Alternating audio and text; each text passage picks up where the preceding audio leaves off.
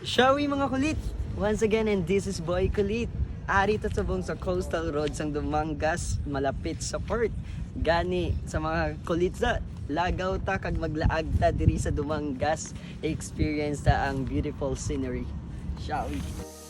So, syempre, ari to subong sa Coastal Road nila, magpungko-pungko, galantaw-lantaw kung ano, mga baligya din na. Syempre, kay ginagutom ko, so makaon ko na inasal na paborito ko. Wow, namit yun. Wala ko na na-videohan ang pagkaon namon, kay doon na ga-crave ko sang kape, so masulod na isa-isa kasi kat na restaurant. Oh my God.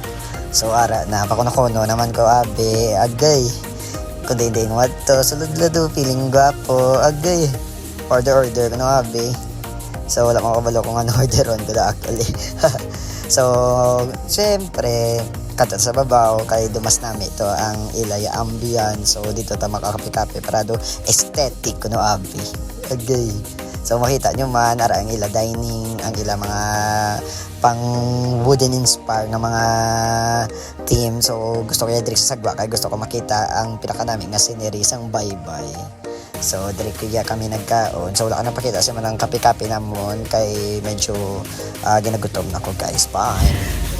Yes, it's a great experience. Grabe mga kulit, kung di naman ito nakalabot. Subong ari ta sa Dumangas Coastal Road diri sa isa ka probinsya sa Iloilo.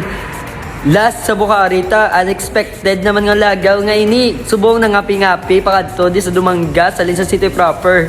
Gani, keep safe lang always and halong gid sa pagbiyahe.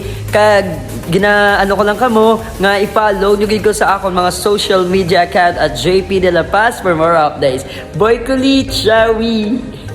Salamat! O sa liwat, madamo gid nga salamat. Shoutout lang sa mga pamilya ko De La Paz, Espinosa, Palma nga naga-subscribe ka ako sa mga friends ko and followers ko. Madamo gid nga salamat kag salamat man sa akong videographer nga si Steven Coronado Eliete. Madamo gid nga salamat.